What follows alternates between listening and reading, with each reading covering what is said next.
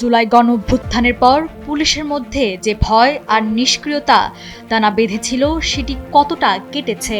সাম্প্রতিক বেশ কিছু ঘটনায় সামনে আসছে এমন প্রশ্ন। অভিযানে গিয়ে মবের শিকার হয়ে পুলিশ বাহিনীর ওপর এক ধরনের চাপ কাজ করছে, যা তাদের কাজের গতিকে ব্যাহত করছে।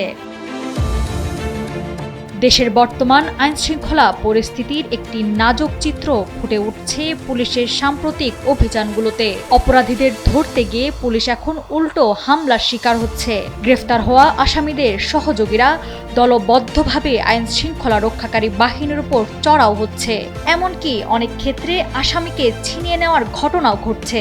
বাহিনীর ভেতরে বিরাজমান এই অস্বস্তি মাঠ পর্যায়ের কার্যক্রমকে স্থবির করে দিচ্ছে, যার ফলে সার্বিক জননিরাপত্তা এখন বড় ঝুঁকির মুখে।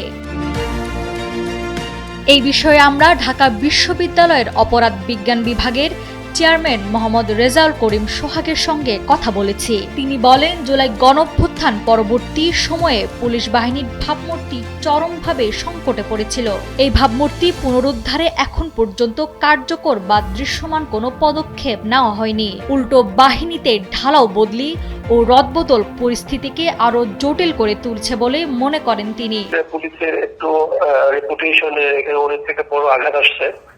রেপুটেশনে আঘাত আসার কারণে পুলিশের অ্যাক্টিভিটিস, সেই রেপুটেশনে আঘাত আসার কারণে তাদের অ্যাক্টিভিটিস এটা অনেকখানি হ্যাম্পার করেছে। আর হচ্ছে আমাদের এই পরিবর্তিত সময়ে আমরা দেখতে পেলাম যে বিভিন্ন জায়গায় ট্রান্সফার করা হচ্ছে, বিভিন্ন জায়গায় নতুন মানুষজন আসতেছে, এমন অনেকজনকে অপারেশন লেভেলে নিয়ে আসা হচ্ছে যাদের আসলে অনেক টাইম ধরে তারা অপারেশন লেভেলে কাজ করা নাই।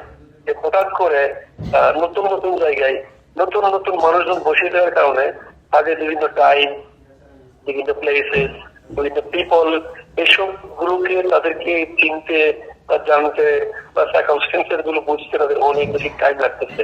শুধু অভিযানে যাওয়া পুলিশ সদস্যদের ওপর নয়, এপ্রিলে সিলেট নগরে সড়কে ট্রাফিক পুলিশের ওপরও হামলা হয়েছে।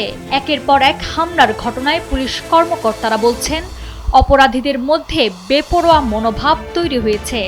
তারা সামান্য কারণে পুলিশের ওপর হামলা করছে। সার্বিক বিষয়ে দৃষ্টি আকর্ষণ করলে পুলিশ সদর দপ্তরের অতিরিক্ত আইজিপি খন্দকার রফিকুল ইসলাম বলেন, আইন শৃঙ্খলা পরিস্থিতির উন্নতি কিছুটা ধীরগতি হচ্ছে। একদিকে মনোবল হারানো পুলিশ বাহিনী, অন্যদিকে অপরাধীদের বেপরোয়া আচরণ, এই দুইয়ের মাঝেই পরিস্থিতি নিয়ন্ত্রণের সর্বোচ্চ চেষ্টা চলছে। নাওয়ার সালসাবিল দুর্দানা, সময়ের আলো।